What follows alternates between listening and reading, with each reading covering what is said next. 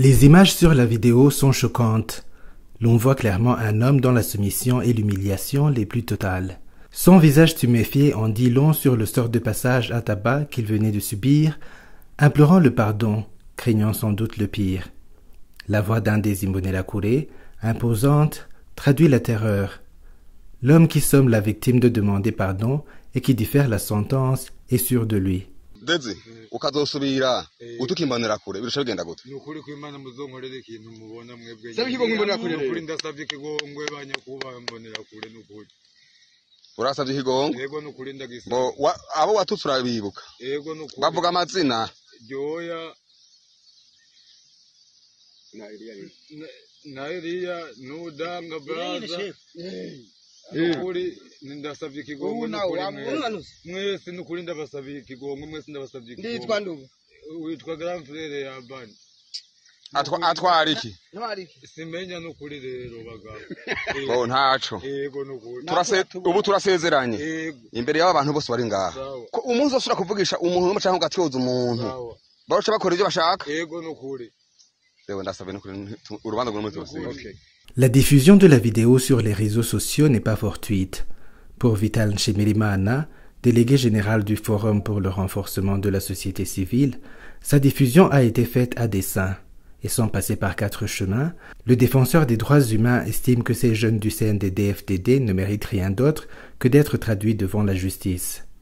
Cette vidéo est symptomatique de l'état où on est au Burundi, dans plusieurs localités du territoire national, où les Imbonerakure, qui est une milice confirmée par les Nations Unies, s'est substitué à plusieurs organes, notamment les organes de sécurité ou les organes judiciaires. Aujourd'hui, les Imbonerakure font la loi, ils sèment la terreur et ils ne peuvent pas tolérer quiconque ose les défier, ose poser une quelconque question ou avancer une quelconque critique.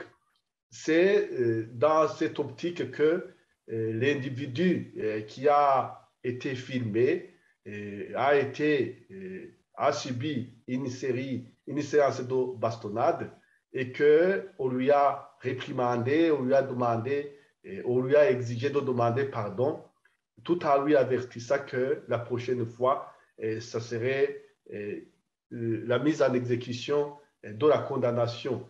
Et si d'autres images circulent sur les réseaux sociaux, ce n'est pas anodin et ce n'est pas par hasard.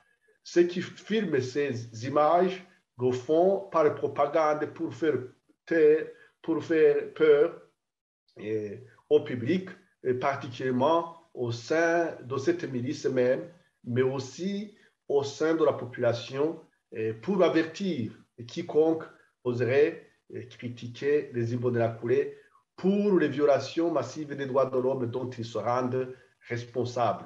Ce que nous demandons aujourd'hui, c'est que les autorités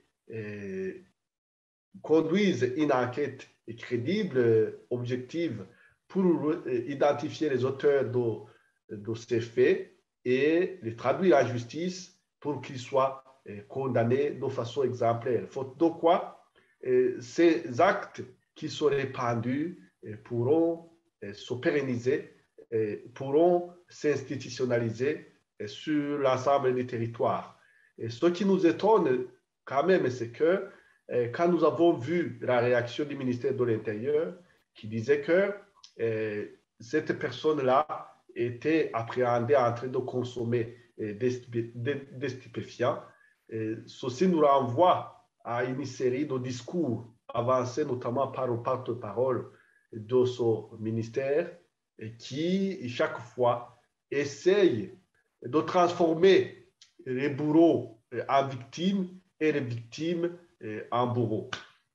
Et donc, nous condamnons cette attitude et nous invitons les autorités burundaises au plus haut sommet d'arrêter cet état de fait parce que c'est de là qu'on renforce l'impunité et qu'on renforce l'état de terreur sur le plan national. Ces faits sont loin d'étonner Vital Nshimirimana, le délégué général du Force. Selon lui, Les Imbonerakure, avant de tuer, feraient toujours croire à leur victime à une sorte de justice, à l'issue de laquelle elle ne mérite que la mort.